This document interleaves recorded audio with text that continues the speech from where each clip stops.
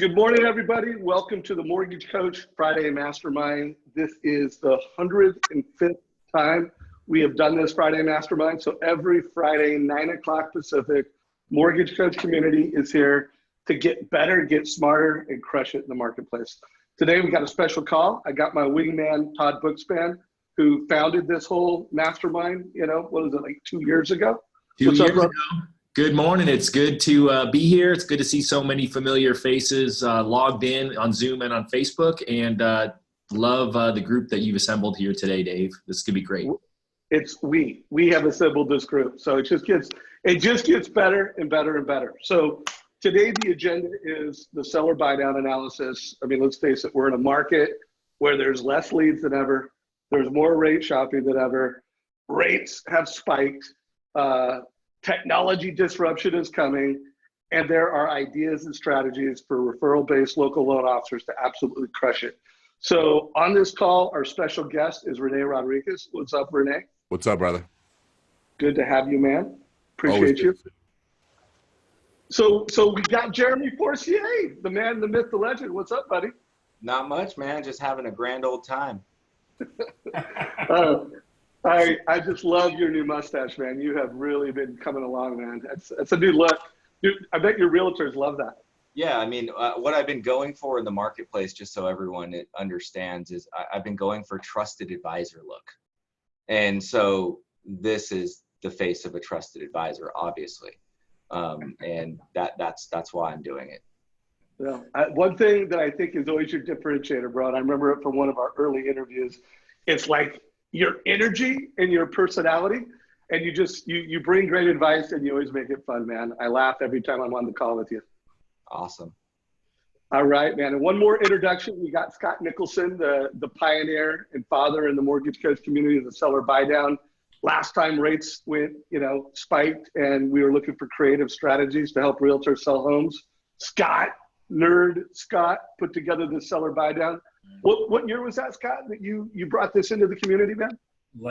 I started in 07 when we were jumbos are at like 6 3/4, 7 1/8, and then I started doing Excel spreadsheets and then publisher files in beginning of 08ish, June 08. Yeah, and then you brought this strategy. Right there just soon after, I think fall of 08, we put it all. You put it all together. Your company. Well, we package it together, but I always appreciate your thought leadership. Yeah. So guys, this is now, I don't know, third, fourth, fifth call on this topic. We're trying to create the content and the best practices so that even a new loan officer, brand new in the business, can, like, with a couple hours of homework, you can read the playbook that we published online in LinkedIn.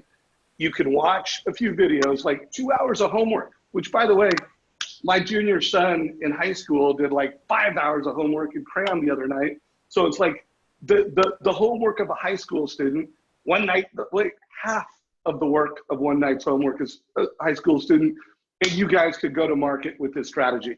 So the other thing that's been going on is I've been getting lots of people like, Dave, I'm presenting to a group of realtors and I need you to help me. And Dave, like my inbox is blowing up with emails and I can't help everybody. So what I thought is I would invite Rene Rodriguez, a mentor of mine, a coach to me, a friend, to help net it out so that, you guys have it. Like you got a big realtor lunch and learn or big realtor event coming up, watch this video. You need to be able to give an elevator pitch to a real estate agent on how you're going to help them with a seller buy down. Watch this. So Rene, I'm going to shut up. I'm 5 minutes into opening it, and I'm going to let you drive the call, and Todd and I will just chime in here and there, brother.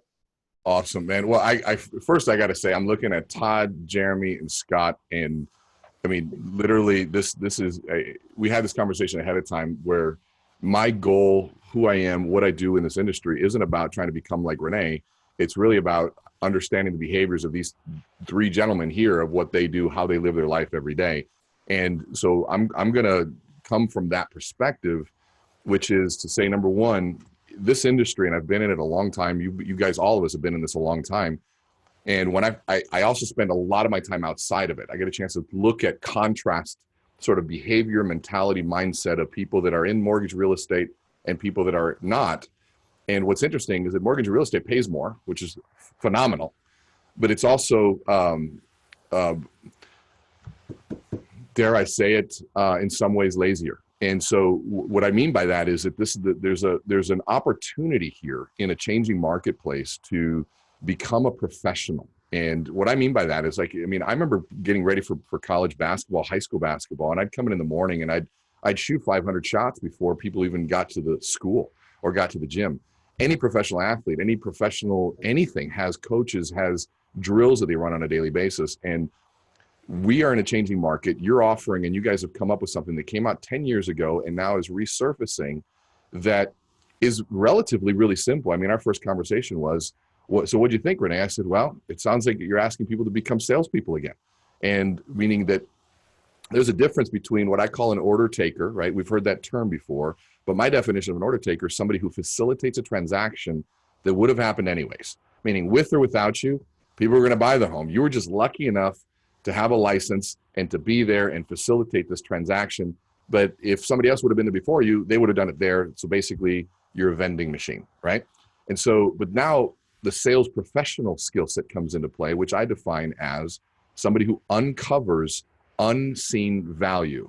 Let me say that again, uncovering unseen value. And so the only way to uncover unseen value is through presentation. You have to have somebody to sit down and walk through, this is how you thought before, here's new information, and this is a new way of thinking. And based on this new information, I can make a new decision.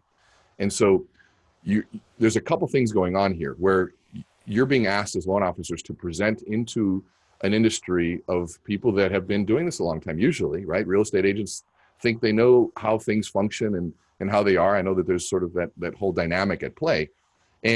But there's also the understanding that most agents, most realtors, and most loan officers approach things with one tool in mind to sell. And that tool is price. I can't get the deal. Well, what if I lower my price? There's the extent of my arsenal of tools that I have to become and make things happen. What you guys are presenting here is a new tool. There's a new lever. It's not about price. This is about offering something that actually is a better use of money, but a different way of doing it. But there's a challenge, and this is all notes that I've gotten, and I want my three guys here to chime in, that there's also this risk of being misunderstood as being sounding like something else that's out there, a 2-1 buy down, which it's not. This is something that's a very different way of thinking. And so when I looked at this and I saw this, I said, first of all, for you to even take advantage of this, you got to own the fact that you're a sales professional, own the fact that you have to think a little differently, and that you have to present. Jeremy and I were on the phone last night, and I was just taking notes as fast as I could, because I love it when he just starts talking. And one of the things that I would probably guess that Scott, Todd, you guys all think the same thing. He said, I own the fact, whether I like it or not, that I have to be the smartest and most knowledgeable guy in the deal, not just my role, but in the deal.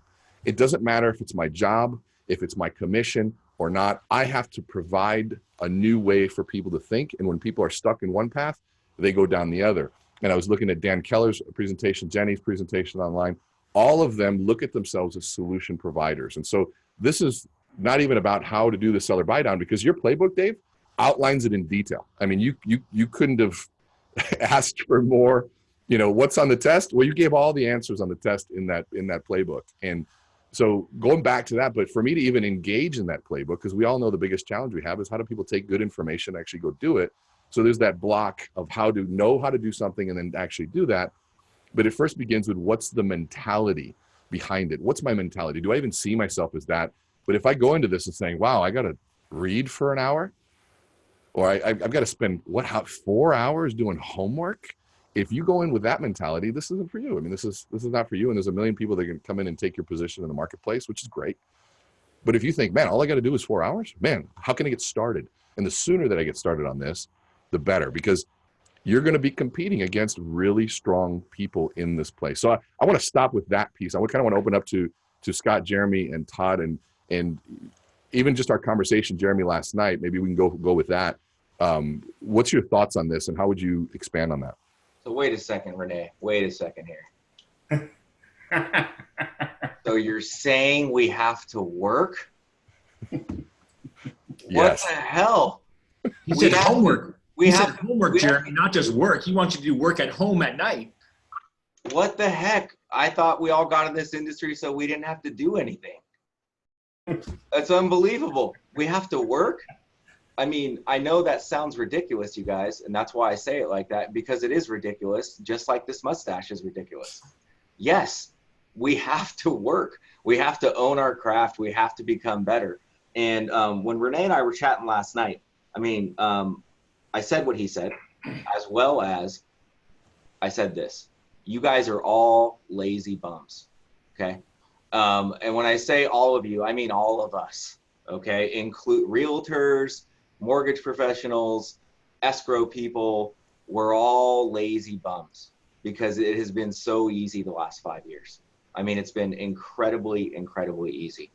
The other thing that I mentioned to Renee last night is that, and correct me if I'm wrong, I told Renee that, hey, here's the deal.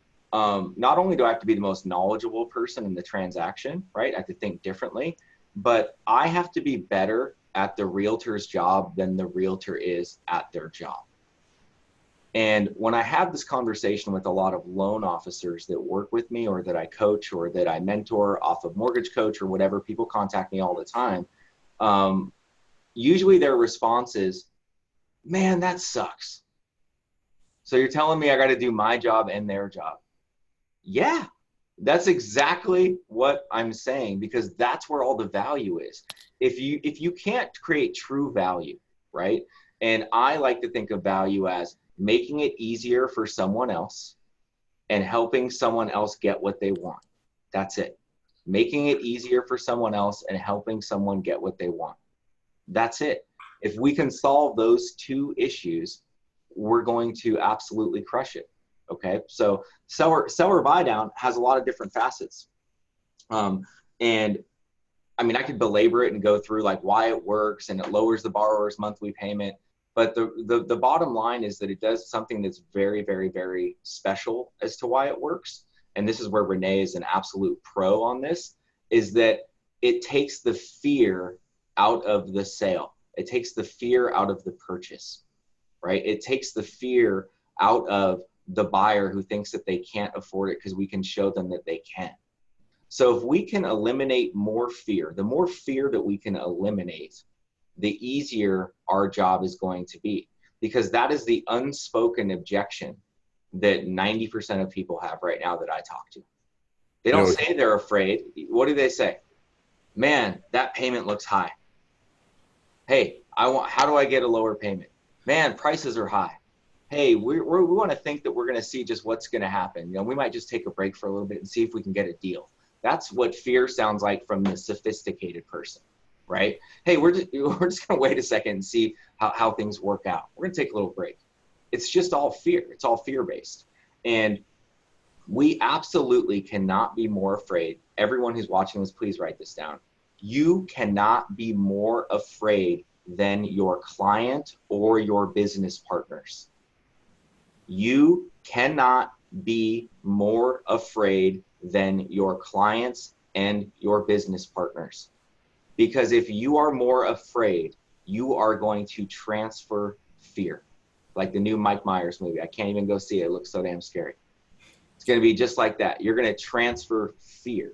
What we do need to transfer is confidence. And the way that we can become more confident is by providing solutions that other people can't see, which is exactly what Renee said.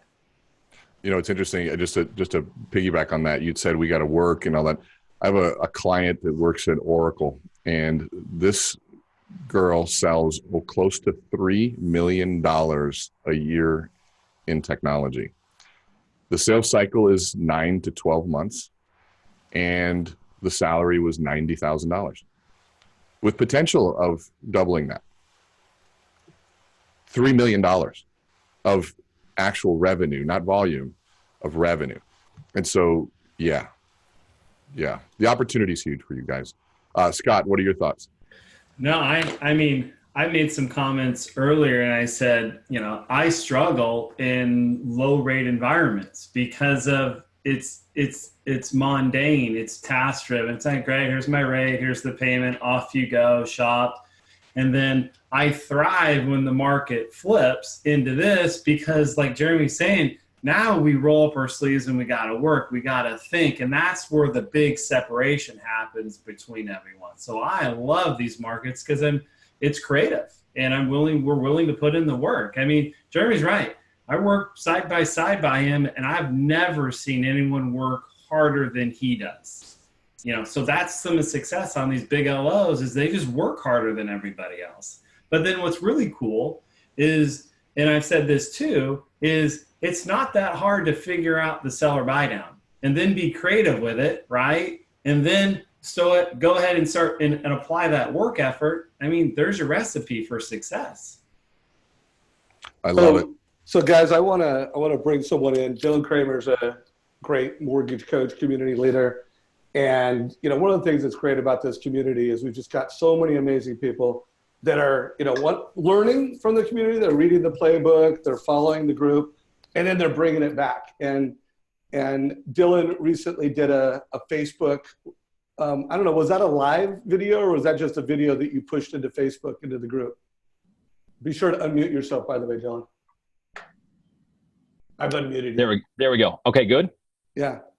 Fantastic. So, Dave, I felt like, you know, I've kind of been sitting around the last little while from a mortgage coach standpoint and drafting, right? Taking things away from the community and really hadn't had a great opportunity to give back. But I really drilled down, listened to Scott last week, you know, kind of run through the playbook again. And I had the opportunity to show probably 8 or 9 clients over the last 10 days. A seller buy down strategy, just all my shoppers, all my pre-approved shoppers, we talked about it with. And then I had an opportunity to go out yesterday and present to an entire real estate office, do a lunch and learn. It was already on the schedule, but I scrapped the content that I had prepared and decided instead what I'm going to do is I'm going to do the seller buy down strategy. So I put probably 15 slides together and a couple of examples, and they gave me 10 minutes and it basically ran for about an hour because there were just a lot of questions, a lot of engagement, a lot of realtors asking me like, hey, one literally asked, is this legal? Like, how come nobody's talked about this before? And so there was just a lot of discussion that they were not getting exposed to this as an idea. And so, yeah, I jumped into the live group and I just literally had left the meeting and said, hey, you know what, this is really been a lot of value because it's given me a lot of conversation, a lot of traction on stuff that had been stalled out for the last 10 days, 2 weeks, even a little longer, right? Because people are balking at higher payments and literally the realtors in the conversation yesterday, I had one, he's like, I have this client who won't budge over $1,900 and it's over $2,000 and can you fix that? And I got a chance to work with them yesterday and hopefully it's going to turn into a transaction today, go back to the sellers and see if we can put it together this way. I think it's a real traction gainer for people. Love it. Hey, if you could do me one more favor, could you forward a couple of the total cost analysis that you created, put them in comments in your Facebook Live. And by the way, if you're listening to this conversation right now, we've got the Mortgage Coach Productivity Mastermind, and Dylan did a video rant a couple days ago after that, you know, the excitement you had. By the way, hearing the conversation that just took place, the confidence that you gained, and I'm sure that when you were showing up at that meeting, you were like, you know, evangelizing an idea. There's no question. I think that what Jeremy said earlier kind of resonated. I made a note here, and it was basically, look, you got to be better than everybody in the transaction, right? And so the cool thing about this particular meeting yesterday is it allows me to stand up there with authority and say, look, I can solve the problem that you're having now. I know how to do this. And it's less about what are we going to do in terms of rate or service or program. As a matter of fact, I opened the meeting. I'm like, look, my company, you know, I haven't been here before. My company's got great rates and great service. You're going to close on time. Like, I'm not here to talk about any of that. I'm here to talk about this solution to the problem that we have. Cool. Well, I'm going to give it back to you, Renee. Dylan, at the close of this, in the last 5 minutes, I'm going to ask you to riff off your elevator pitch. Like, what, if you were telling a realtor about this, be ready to share that in a few minutes. But I'll hand back the mic to you, Renee. Absolutely. No, I love what I'm hearing. And so if we look to kind of recap what we're doing, even just this first 20 minutes is getting the mindset right. Number one, that I have to be a sales professional and I have to work. And so there's hard work in sales professional, which really means presentation and things that have to happen. The second piece that I think needs to happen is that we have to have another mindset, is that we also have to be educators and teachers, because selling requires in this piece of it for an educational piece, which really overlaps on that presentation to get people to understand a new concept and a new way of thinking. This industry is so ingrained in one track mind thinking, is hustle, get a rate, close the deal, go on to the next client, that now, I mean, I've talked to so many clients where I say, hey, do you guys do a presentation? They're like, no. I said, well, how about you stop and just do a presentation prior to do that? And just in the concept of a presentation of who you are, maybe even to drive referrals. And they look at me like I'm crazy. It goes back to 50 some years ago when Edwards Deming with the lean in quality sciences went to GM and Ford and said, hey, before you keep this inefficient machine running, you got to stop and fix some problems. And they looked at him like he was crazy. So he went to Japan, goes to Toyota and says, hey, implement some of these new ideas. And all of a sudden Toyota takes over the world in manufacturing. It's no different right now. In that we have to stop and do a presentation. And so if you have the mindset of, number one, we have to do some hard work, which is good, and relatively hard work. It's really not that hard still. And second, we have to do a presentation and educate. This goes back to understanding that, I mean, Dave, we laid it out. The buyer this playbook, because I went through and I listened to all the videos and I took all my notes and I spent about 3 hours with this thing, and I came back and then I read your article and I'm like, shit, man, you did it already. It's all there. I mean, literally in detail. Here's what you do, principle 1, principle 2, here's the definition, here's what's going on. So now we got to go back and say, okay, let's understand some presentation principles to say, how do we take this from paper and put it in a PowerPoint? And there's nothing better than a community of practitioners that you have here to mastermind around what's working, what's not, what are some of those real good best practices. And so I think if we were to think about this, and I'll probably kind of tee this up as the next point of discussion, which is, what are some of the most powerful visuals to help people speed the learning process? Because if you guys know that there's really 4 levels of learning and understanding. There's people who have like this unconscious incompetence, right? And that's what we're dealing with. They're unconsciously unaware of how bad they are at something. They're unconsciously unaware of how naive they are about how maybe even their career function works. And our job is to come in and say, to create what's called a conscious incompetence, where we say, hey, did you know you could do this? They go, oh man, I didn't know that I wasn't good at this. And it's almost like this drop for a minute. But through your training education, we can create a conscious competence, right? They consciously know that they're good at this, but it takes effort, it takes time, it takes energy. But over time, you create the 4th level, which is an unconscious competence, which they do it without even thinking, and it becomes who you are. And that's where a lot of the pros are at. But we got to go back to a lot of the agents who are unconsciously incompetent. Even a lot of loan officers listening right now, you're unconsciously incompetent to realize that there's other levers of things that you can do. There's other things that you can do with these numbers. And there is, I'm sorry to say, there is no better tool than Mortgage Coach in terms of outlining visually what that stuff is. I mean, you could try to spend a good 5-6 years trying to create the spreadsheets and all that sort of stuff, but it's there with a click of a button. And so then with those visuals, the language and the scripting that goes along with it, but more importantly, if you don't see yourself as an educator, if you don't see yourself as a sales pro, somebody that has to present, you won't use it.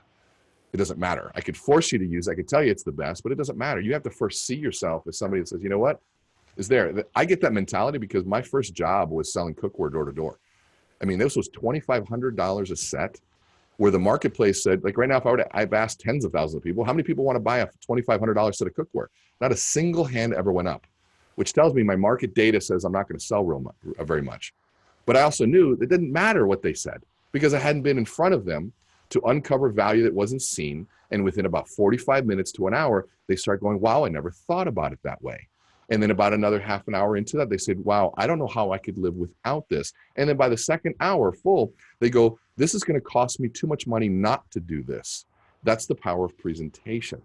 Now that's a $2,500 purchase of something they're used to spending $50 or inheriting. This is a 15-minute conversation if done right, max. And if you're doing it to a group of realtors, it's 15 minutes. And to Dylan's point, then it's going to be an influx of questions. And are you ready for those questions? And here's where the pro comes to play. The professional, and everyone, I'm going to urge you all to do this, is to keep a pad of paper and a pen handy, always, right? And track every single objection you get, every single question you get. What you're going to find over time is those questions regress to a mean, an average of about 5 to 7 questions that always come up. And those 5 to 7 questions need to then be incorporated into your presentation to preempt them. I live by 3 Ps. I want you to write down 3 Ps. The first one is predict. If I can predict a behavior, if I can predict an objection, if I can predict an outcome, and I don't like it, I need to then engage the second P, which is preempt. I got to preempt it somehow. Predict to preempt to obviously then prevent, which is the third P. Predict, preempt, prevent. And so you have to keep, and especially that's what the value of this mastermind is because I can now exponentially fast forward my learning cycle and learning process by learning from people that are actually out there presenting and getting objections. And then let's collect those. Dave, that might be a really good takeaway for us to say, can we collect, here are the most objections, here's a list of them, and then say, okay, how do we overcome these and how do we put them in there? So I'm going to give you an example. So by the way, real quick, community, I am going to start a thread in the Mortgage Coach Facebook group saying, what are the objections you're getting that are relevant to the seller buy down? And then in comments below, guys, let's learn fast. Put in what are some of the objections or issues, things so that we can be more proactive at preventing, get to it faster. So I'll get that started, brother. Awesome. Awesome. So I'm going to give you an example of that. And so we all understand the concept of a frame of reference. Okay. Every single one of your clients is entering a dialogue with some sort of frame of reference. And one of those that we know the frame that they're coming into, which is price sensitivity. Okay. There's a different one that Dan Keller talks about in his video about everybody wants a deal.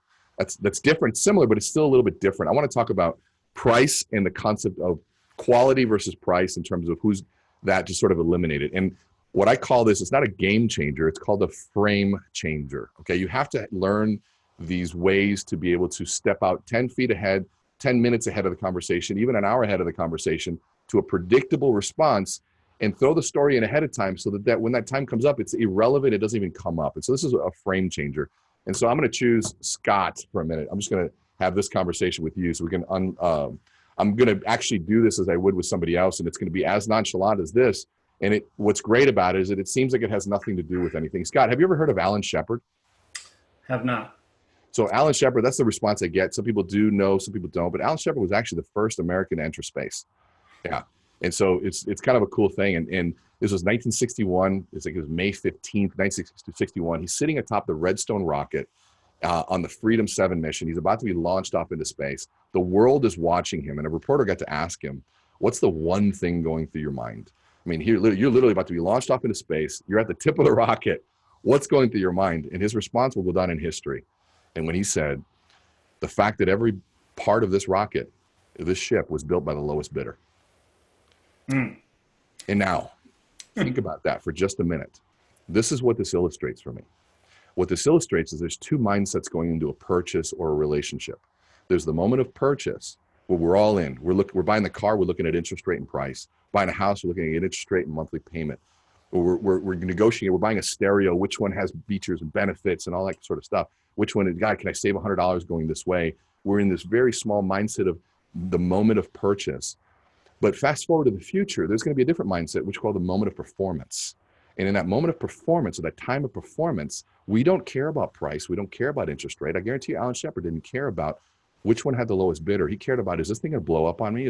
Are the promises going to be kept? Am I going to be able to communicate with back home? Can I get home safely to my family? And at that point, he would have paid double and triple to ensure that all of those things were met. And so part of our job as sales professionals is help people with what I call the battle between the current self and the future self. The moment of purchase and the time of performance is to help people fast forward to that time of performance to say something along this line. This could be a script. It's actually, I take this a little bit from Zig Ziglar. And I say, Scott, see, I made a decision 15 years ago when I got in the mortgage industry. I had to decide, did I want to go out there and find the banks that had the lowest interest rates and the ones that I could go out there and hustle through as many as I could and get them done fast and easy because, people wanted a low price. But then I knew there'd be some things that I have with that. Or did I want to go take the time to educate myself and find the right programs and really see myself as an advisor to a long-term strategy for a family? And the decision was easy because I knew it'd be a lot easier to explain price one time than to have to apologize for poor service, bad quality, or the wrong loan program for the entire life of that loan. Right? And so that, when I tell that story way up front, right, that concept or the frame change follows me through the entire presentation. So when people are even thinking about it, it's literally this way of eliminating the thought of being shopped. Because just the fact, and here's the thing, I tell people, learn the story, Google a story, Google Alan Shepard, watch a documentary on him, learn and memorize the dates. Go back and tell backstory, because all of that contributes to the ethos or the credibility that you have in telling that story, which then only makes sense of, wow, this guy is higher quality. He fits in that maybe he's not the lowest bidder, but this is the guy that gets the job done. And so then when you go back and you do this, anytime that anybody's used this program or a new concept, I tell people, once you do it, go back and claim the victory. Go back and claim it. If it's done, call the agent back and see, I used to do this all the time when I would sell something and, we'd do a big event and I have a bunch of executives there. And after it was done, I'd call the client back and I said, hey, how you feeling? And he goes, great. I said, yeah, I remember how you felt beforehand. And, I promised we would feel this way. I just want to go back and tell you that I'm super impressed with your leadership and what's happened. And you know what? We walked through and I appreciate your trust that you had in me.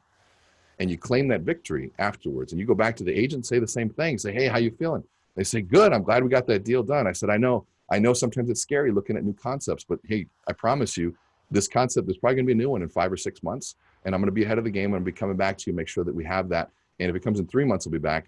But let me tell you, I'm constantly looking for things like that. So I really appreciate working together with you. It's almost solidifying that relationship as you as the professional. And to think about this, I want you to write this down. I got this from one of my clients, the largest privately held company in the world, $151 billion. I learned this 10 years ago. Their executive team said this, is that we want to be indispensable growth partners. Those 3 words, think about indispensable, growth, and partner. I love that, because when you say those words in context of all the things that I said, being able to tell an Alan Shepard story, being able to bring a seller buy-down strategy, now you're setting the tone, not just for this. The pro is thinking beyond just the seller buy-down. The seller buy-down is just one strategy. But there's going to be 15 coming more and other ones that are coming. And the more you become this person that wants to collect those, you can come and that agents go, what do you got now? Anything new? Anything? Because we're not trying to sell triple time. We're trying to get that one incremental deal every month. And maybe that one incremental deal is just one strategy. And there's a new strategy gets the second incremental deal. You get somebody one incremental deal per month, you've changed their life. Hey, I want to jump in real quick, Renee. First of all, Jeremy, are you going to be able to be on this whole call, or do you need to leave soon? Well, sir, I'm going to be able to stay on for a little bit longer. I did my 9:30 at 6:30 a.m. instead and knocked it out so I could be here with you lovely people. All right. Well, the reason I asked that, because I know one of the things that we put in the playbook, and by the way, guys, if you're on this call and you're kind of like, what is the seller buy down? I've given you guys, all the homework in the playbook, which I'm going to show on my screen right now. It's the path. I mean, it's a couple hours of homework. I mean, reading this article is like 9 to 10 minutes. And then there's Jeremy, and then Renee just talked about documenting success stories, story selling. But I did from you, Jeremy, because you helped kick this off a couple weeks ago, and you told a story. And I know you've been out there having the seller buy down conversation. Could you just anchor what Renee said? Because I know how you operate. You've led with the seller buy down right now. And I'll bet you've done other strategies since then to really knock it out of the park with agents. Could you just kind of share what's been going on with you and what kind of success stories and stories you're telling in the market? Yeah, sure, man. So real simply, I love what Renee just shared. I wrote down, we want to be indispensable growth partners. I love that. On my wall over here, you can't see that big white wall. It says one of my core values and one of the things that I constantly am focusing on is to be the essential partner, which is the same thing. Okay. To be the essential. Essential means you need it, like you need air to breathe, right? Essential means like you have a car, it needs gas in it. Unless you have a Tesla, then you need a charger. Okay. But it needs those things. That's what essential is. That's what indispensable is. So how do you become indispensable? Using the seller buy down strategy doesn't just work for lower interest rates. Now you might be thinking, what's Mr. Mustache talking about? Well, what I'm talking about is that you can use, I'm gonna give you 2 different examples, okay? 2 real examples that are going on right now, 2 transactions that I use this strategy for, with 2 different outcomes, but the same outcome for me, 2 closed loans. Okay. So sell or buy down strategy, real simple.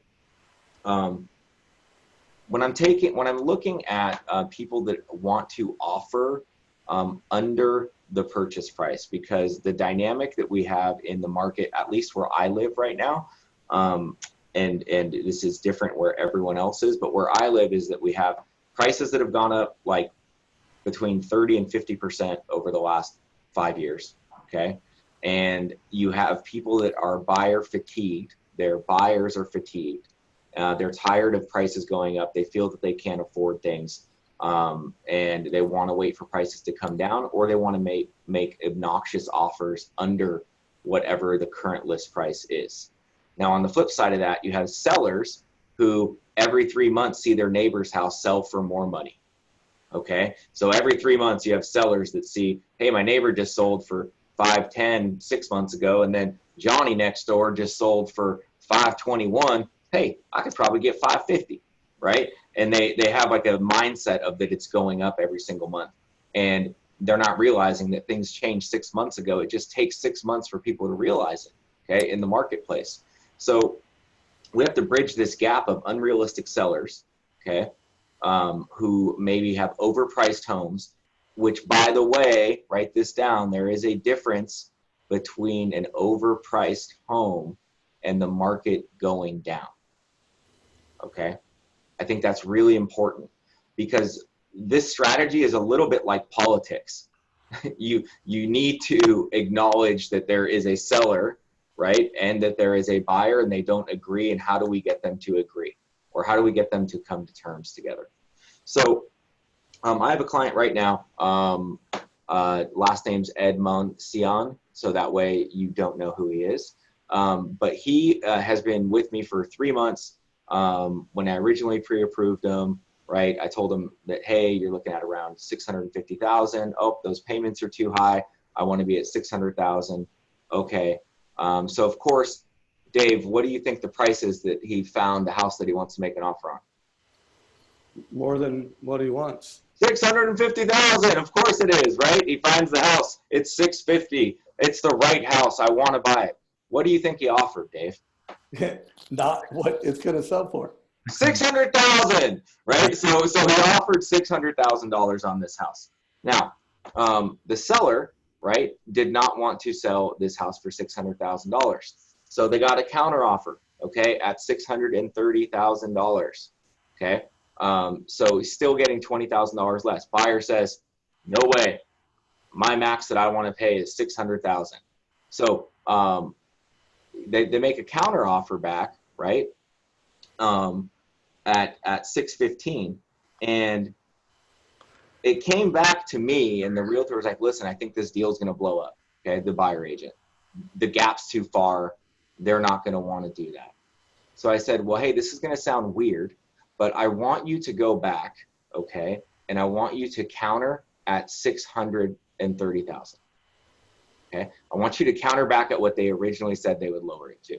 I want you to counter back at 630,000. And I want you to ask for a 3% credit for closing costs that we can use to buy down the interest rate, which is going to give Mr. Edmond Sion the payment that he wants as if he was buying it at 600,000. He says, I don't understand. That makes no sense. So you want me to have them offer more? Yes. I want you to have them offer more and get a credit, because we already know that they're going to accept this 615 net price, right? So he does it. We get into contract. We meet with the buyer, and I'm talking to the buyer through this as well, guys. It's not like I'm a dictator and I'm like, you do this, he's going to be okay with it, right? I had a conversation with the buyer. Hey, this is where your payments are going to be. This makes way more sense. Here's your cash out of pocket, and this gets you right where your payment wants to be, right? So that's one example of using the strategy. And I want to bring it back to what we started talking about at the very beginning, when Renee said, you have to be the most knowledgeable person in the transaction. They were willing to basically walk away from this deal because they couldn't see the solution, okay? And all I did was provide a solution to both sides to get them to work together. Now, Is it my job to do that? Most people would say no. I would say absolutely that is my job. And that is all of our jobs, is to actually be the realtor as a consultant, right? Well, whether it's your job or not, it doesn't matter. That's how you get paid. You're ensuring your income. And that's the definition of value. And by the way, folks on this call, that solution right there, you know, because Jeremy has shared his seller buy down total cost analysis. You need to, one of the homework assignments, if you haven't done it, is create 3 to 5 seller buy downs, because Jeremy's able to do that because, again, he's done thousands of total cost analysis. By the way, Jeremy, any chance you could share a prototype of that? You know, like just do a copy, put in whatever that name was you said to it, and share that in the Facebook group, or share it with me. Put a copy of what? I can do whatever you want. I want the total cost analysis you used to illustrate that and communicate it to the agents and realtors, because I want to connect that to this call so that anybody that's listening to it, you can actually see the TCA, total cost analysis, that Jeremy used, so that he could quickly, efficiently, and effectively communicate that to the parties in place. Hey, let me jump in there too on that. And so what's amazing with that, and I just took some notes on Jeremy's numbers. So 3%, right? It's about 18 grand, right? So in concessions. So Jeremy took the 18 grand to concessions, right? Reduced his rate. So remember the rule or the principle right now, 3 to 1, right? So every dollar, which is in this case is $18, is equivalent to $3. And then you multiply 18 times 3, that's 54 grand. I guarantee you, before we see that, and we see it in a seller buy down, and you look at the 4th column, you could have showed the client, Mr. whatever his name is, the payment I'm giving you by implementing the buy down is equivalent to a $54,000 reduction, which is a price point at $576. Yes. Yeah. By the way, did everybody catch that? Because that's the epiphany. Like, we're going to close this out with some elevator pitches and realtor meetings. But the aha is that for every dollar in buy down, it's $3-ish in price reductions. And when you show this, and by the way, that's part of the epiphany, you got to say it in a story format. You notice how Jeremy's just an elegant storyteller. And then you got to show it, you know. So by the way, for all you people that are asking me for how do I do it in a realtor meetings, I mean, I do recommend you show some live product. Like, you show you have a couple total cost analysis. And I mean, PowerPoint slides are good, but sometimes just pulling up the TCA and saying, hey, this is what I give your buyer. Hey, this is what I give your listing agent. Hey, I can give you one of these total cost analysis, and showing it. In expanding on that point, Dave, right there, it's a great point. So I did a realtor presentation on Tuesday, and in there, before, I asked the broker for give me a live property, give me a property that's struggling. So they actually gave me a property that was struggling. I did the homework the night before. So when I showed up, I actually pulled up and I'll actually stream. I actually videoed it, the presentation meeting, and I'll show you walking through their own property and how to fix it.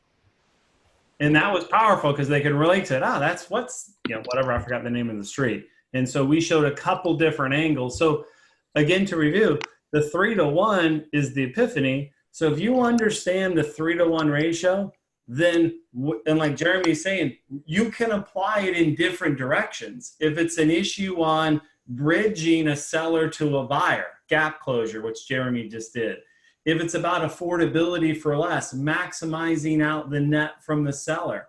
That's how you address it. You can address it with equity, you can address it with payment, you can address it with affordability, you can address it with ratios, and so on. Beautiful, beautiful, beautiful. So guys, we got 15 minutes. Jeremy, next to you, and then, Renee, let's tie this together in some, a format to have a persuasive realtor meeting. Go ahead, man. I saw Jeremy's hand up. Do you want to say something? Yes, please. Yes, sir. You with the thing on your face. So here's the thing, and I don't want anyone to miss this. This is probably the most important thing I can share with you, okay? Is I want to tell you about the mistakes that you're going to make, okay? the mistakes that you are going to make after listening to all of this is that you are going to come in and you are going to present like a CFO. Okay. So here's what I want you to understand. And I'm happy to say it over and over again until someone rolls their eyes. And then I know you guys are all listening and you're getting it. Okay. That's the cue I look for, by the way. When someone rolls their eyes, I'm like, awesome, they're getting it. So you need to understand it like a CFO. Okay. You need to understand how it all works and what those benefits are. And you need to be able to talk about it too. But when you close, you need to close like an iron worker pipe fitter. Okay. You need to take all that crazy CFO information that you just gave and you go at the end, this is one of my scripts, you guys. I go, you guys here at the end of the day, the bottom line is I'm teaching you how to buy this on sale. Do you like sales? Yes. Cool. What's your favorite brand? Nike. Awesome. Would you rather buy Nike at 20% off or full price? 20% off. I'm showing you how to buy this house at 20% off. I'm showing you how to get your payments at 20% less or 10%. The number doesn't matter. But you have to remember that you can't lead with all of the crazy info and they're not going to understand it. Okay. And then you can't close with that same info. You have to take all the complicated stuff and then you have to bottom line it for them as to, this is really just what all of this means to you. You're going to get the monthly payment that you want, right? You're going to be able to afford X. You're going to maximize your cash in your pocket. You have to be able to take something that is complicated and that you can show that you get it and that you are smart and that you are the obvious choice and that you're going to lead them down a great path towards success and financial freedom. But then you got to make it simple for them to make a decision at the end. Don't let people walk away without you closing like an iron worker. Simple, to the point. You screw the top on, turn the water on. Hey, it works, right? You have to close simply at the end.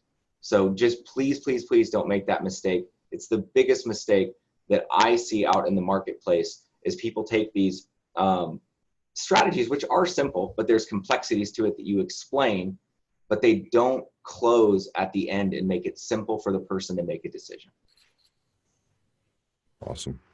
I think, so Dave, I want to, that's Jeremy, that's phenomenal. I want to say one more thing. I kind of want to open it up to you guys one more time on one thing that I think it's been haunting me since this piece. And I think it's an unseen dynamic that may come up, which is where the solution comes from and what sequence it comes in. And so one of the things that I wrote down, and Jeremy, you and I talked about a little bit, and then you said it's yes and no. And then we kind of had this, oh, maybe, you know what? I guess it is kind of like that. And what I wrote down was, I think it's critical that the strategy comes from the seller side, not the buyer side. And here's why. That if it comes from the seller side, you're seen as a hero and you're controlling the amount of the reduction. If the solution comes from the buy side, remember, the seller is trying to sell this home. They're not thinking creatively. They're thinking one-track mind. And you come and say, hey, what about a 3% thing? They may perceive that as greedy. And so what is the opportunity then? The opportunity is for every loan officer to get out in front of this, be the first to talk about it with all the agents, and to have this be preemptive solution before everything comes back and now is seen as an antagonistic relationship. And so now there's nuances within that, but I want to throw it back to you guys for just a couple of minutes before Dave wants to wrap this up. But do you guys agree with that it really does matter who brings this up first? I'll let Jeremy and Scott go on that. Wait, what was the question? I'm sorry, I missed that. So strategy coming from the seller. So if you can solve this, and I agree with Renee from the standpoint, if the context is coming from the seller of, hey, we're going to offer this special financing through Jeremy Forcier Cross Country Mortgage, right? If the idea is coming from the seller, right, that, hey, we have special financing on this, you are a hero. The seller is a hero. The buyer is going to want to work with them. You're a hero because you presented the strategy to the seller. And this is a really, really easy way to be a hero to real estate agents, to present this to listing agents. We're just talking about buyers here oftentimes. What Renee is talking about is getting the sellers involved, getting the listing agents involved, the ones who are controlling all the inventory and transactions, providing them with the solutions for the seller to offer this to the buyers. And now, not only are they going to win because they're going to get less concession on their net price to them, the seller selling their house, but they're also going to separate themselves from all the other homes that are on the market in their same price point. Right? And you're helping them predict, preempt, prevent on their side. 100%. Yep. And such a great point on the Johnson and the Dave and Carroll buy downs. How that was structured in a couple points is Jeremy's 100% right. And I'm going into the market as the mindset of, you know, the middle person between the two is structuring the transaction to the point to where those two particular transactions, I actually called the listing agent, introduced myself, who I was, what we wanted to do, and I presented it to both of the listing agents, and they loved it. And so I laid the foundation in which then we all came together, finalized the terms, and open escrow. Love that. And Dylan, did you have something you wanted to say? Yeah, I do. I do, Dave. One of the things I think, or the thing I think Renee's absolutely right. And I think that the way to position this comes in where Jeremy came in, and that is that you're riding to the rescue, right? So that conversation has to be from the buy side to the listing agent. Hey, my people can really only get their arms around a payment at 600, but we're going to come to you at 630 and hopefully get you to net 615.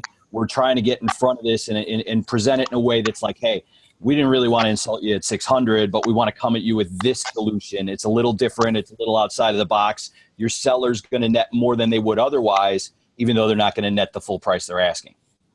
Love it. And so, by the way, folks, I have pulled up, you know, the playbook, and it goes through the principles and what, you know, the things that you need to do first. Like the first thing Jeremy did is he created a total cost analysis and sent it out to realtors. And that is step number one. But what the point Renee's making is that you need to be able to tell that story to the listing agent. That is number one priority. And then as you understand that, and as you can tell that story, you know, and yeah, there is a buyer agent strategy, but you don't want to start with the buyer agent strategy. It's more like start with listing agent, understand it, have that conversation. I say, Jeremy, I see you nodding your head. Like I would say 5 times, you know, until you've created 5 TCAs and you've told the story to 5 listing agents, you're not qualified to tell the buyer agent strategy or to create that home buyer strategy. Do you agree with that, just from a learning sequence that people should go through? Yeah, I mean, yes and no. And I told Renee this last night too, is that I guess, yeah, you could go in that sequence. I mean, I do a lot of things wrong, you guys. Okay, so you have to take with what I say with a grain of salt. Okay, for me, I just literally created it once and I sent it out to 500 people. Well, but Jeremy, time out. You've done 2,000 plus total cost analysis. You are a Jedi Master Black Belt mortgage strategist. Remember that. There's people that have never even done one before. I remember that, but I will say if you do it once, send it out. Make sure it's correct. Make sure your numbers are right, of course, right? Have someone look at it, send it to me, I'll look at it. It's fine. It'll take 2 seconds. Like, make sure it's correct for sure. If it takes 5 times on your own, but I don't think you need to practice it on people before you release it to the market, because right is right. If it's right, it's right. And then if people are going to call you and talk about it, that's what you want. So I think it's funny that we all want more business. And then I see comments and whatnot like, oh man, it just got me so busy, I can't handle it. That's good. That is good. Good job. Like, that's what you want. You want the incoming calls. You want the incoming emails. Like, quit complaining about not having enough and having too much. Okay? How about just having too much all the time? I like that. That's kind of a good model, right? Have too much all the time. So yes, I agree that you should know what you're talking about. Feel free to practice it on your own. Feel free to do it, but I don't think you need to practice it on people before you go to the market with a strategy, because this is marketing, people. Well, you can also, just to save the stress around that, you can go to people and say, and to an agent, be like, hey, you know, I just learned something. Can I get your feedback on something? And there's no pressure to that. And because you reduce the sales resistance by saying, can I get your feedback on something? They're going to sell themselves because they're going to see the logic in that. I think what people are scared of is coming in across as not knowing what's going on, but you preempt the sales resistance by just saying, can I get your feedback on something in coaching? And in that process, it might even get better. You guys, hold on. I kind of disagree, not disagree, debate. Okay. Do it. Listen. Sunglasses. Okay. Just some sunglasses. Send it out. Just send it out. You know more from watching this webinar than any realtor about the strategy. You know more than you think. You are capable of answering a question when someone asks you. And if you're not, you're capable of going and finding the answer. Okay? So I get it, you guys, but what we're talking about is fear. Okay? Don't be afraid to be a badass. It's okay. I'm wearing sunglasses and a mustache. I'm ridiculous. Okay? If I can do this and be ridiculous, you can do it, and it's not going to kill you. You all know more. Everyone on this call that's watching, everyone that's listening, everyone's going to practice this playbook. You all know more than the other person already. Okay? Accept that. It's okay to know more. It's all right. I didn't say you know everything, but it's okay to know more. And by gosh, you got to send it out. So hey, take that mustache off for anybody who hasn't seen you without a mustache. No, leave it on. No. Yeah. Okay, guys. Hey, here's the deal. We got 3 minutes left. I want to make sure I say something. So first of all, anybody that's got a realtor meeting next week, it's real simple. Have some seller buy down PCAs available on your computer, and make sure you have 1 or 2 seller stories and 1 or 2 buyer stories. And really just, but to Jeremy's point, you got to tell stories. There is a time to be a nerd and have numbers, and they're important so that people intellectually get it. And there's a time to throw the computer and the technology. It's not there, and you just show up as a human being and you connect emotionally. I don't know when I'm going to schedule it. Maybe it's next Friday's call.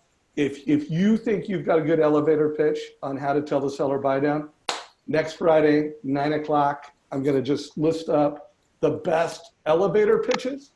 And also for anybody on this call that has given realtor meetings, by next week, we'll have a lot of people that have given realtor meetings, and I'll just line them up. You'll come up, you'll give your pitch, you'll walk through your realtor meeting. Todd and I will give you feedback. Renee, if you want to come back next Friday at 9 o'clock, you could be a judge. I would love. I'm in my Amplify course that day. No problem. And maybe I'll schedule another Friday, but I will set up a call where we will judge elevator pitches and sales meetings, because we haven't quite got to that. Renee, I'm going to give you some thoughts, and then Todd Bookspan, I'm going to have you close it out. I can give you a short elevator thought if you want on it. Of course, bring it. We promised that. That's how we got people to show up to today's call. If I'm in your shoes, the elevator pitch to me is about getting the next meeting. It's never about selling the full concept. If I can buy a minute from you in the elevator, if I can buy 5 minutes from you based on what I say in the elevator, like one, and then those 5 minutes can expand upon. And so if somebody asked me in an elevator what I'd say, what's interesting in my industry is that most of the people that I work with, most people in my industry see only one lever to get transactions to happen. Then that lever typically is about price. And so people end up buying and battling on price. What I've come to learn in the X amount of years I've been in this industry is that there's more levers that allow people to sell the home, get in the home of their dreams, and allow you to make your full commission. But I'd love to share it with you. It's just something I'd have to sit down and show you. Love that. By the way, Jeremy, do you have an elevator pitch, or call up the first question you ask a realtor, kind of like to pre-frame and set up the mortgage coach, seller buy down? Yeah, so if I'm calling listing agent, it's, hey, I'd just love to get together with 15 minutes for you to show you how I can help you sell your listings 50% faster. That's it. Boom, 50% faster. Love it. Dylan, did you have one you wanted to share?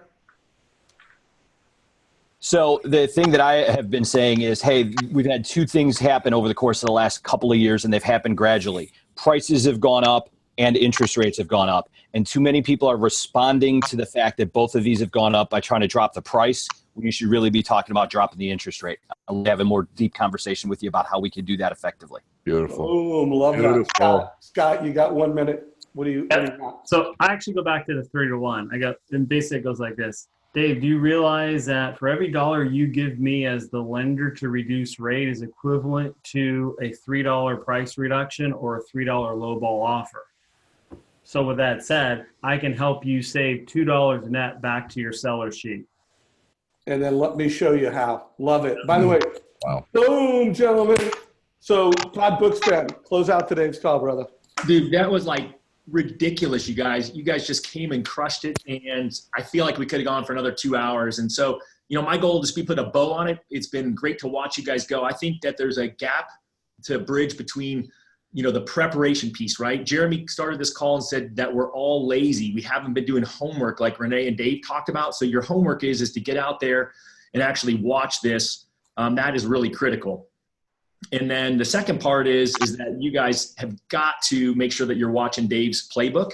That's really critical. You got to go out there and read the playbook. It is your step-by-step, and then take what you've learned here today and then put it back out into the industry, because there's no reason to wait. Done is better than perfect. If you do your homework, you will be the expert, but don't overthink it. Just get it done. Yeah, and then last thought, guys, my team, we created a fast track your seller buy down success. So the interviews that we've done over the past 2 weeks, this will be added to that. Anybody that wants to binge watch something over the weekend, or you're watching the link to this, binge watch, fast track your success, your seller buy down success. If you're watching this in YouTube, there'll be a link down below to both the seller playbook, the fast track your seller buy down success playlist, and then I'll also put a link to a sample of Jeremy's total cost analysis, Scott's total cost analysis, and then there's a few other top producers in the mortgage coach community that have shared what I just think are some fantastic examples. They'll all be in the description down below. So Renee Rodriguez, anything else you want to say before we wrap it up? No, I always love being a part of this, man. You guys make me think differently, and I love how you make me apply this. I just put a link in the chat there. If anybody does want to take their presentation, leadership skills, influence skills to the next level, I do a quarterly event that it's limited at 10 people. I think, Jeremy, we're going to be going to one of these, and just click the link and learn more and take your game to the next level. I think stay as close as you can to this group of people. Share ideas, copy the ideas. If I was listening to this, I would have taken every one of the elevator pitches, and I'd record them, write them down, put them in a sequence that works, and I would just deliver them every day. I mean, you cannot lose with that. So Dave, high five to you. Todd, high five, and the rest of you guys. This is awesome. So by the way, folks, Renee has been a mentor, a coach, and through that relationship, we've become friends. I know a lot of the nation's best loan officers consider him a coach and mentor. Can't recommend that you follow him and you go to his workshops. His content is amazing. His workshops are great. I'm also going to put a link below to that. So guys, if you're watching the recording and you liked this, you got value, like it on LinkedIn, liked it on Facebook, like it in YouTube. And by the way, if you're a manager, share this with your team, or even schedule a sales meeting and watch this with your team. I mean, this is a big idea. The loan officers that are the ones that bring this to Realtors First, it's a step towards being that essential partner that Jeremy talked about. Jeremy Forcia, I love your mustache, brother. You got to keep that, like, next time I see you, man. Yeah, don't forget to have fun, you guys. It's the whole point of the stash. I'm wearing it in all my appointments today. Please take a picture of that. We want to see video. Yeah. All right, man. Bye, everybody. Have a fantastic weekend, everybody. Awesome call. Hey, thank you. Thanks, Thank you, Renee. Really Thanks. appreciate Hey, man. it. Pleasure. Thank you. Late.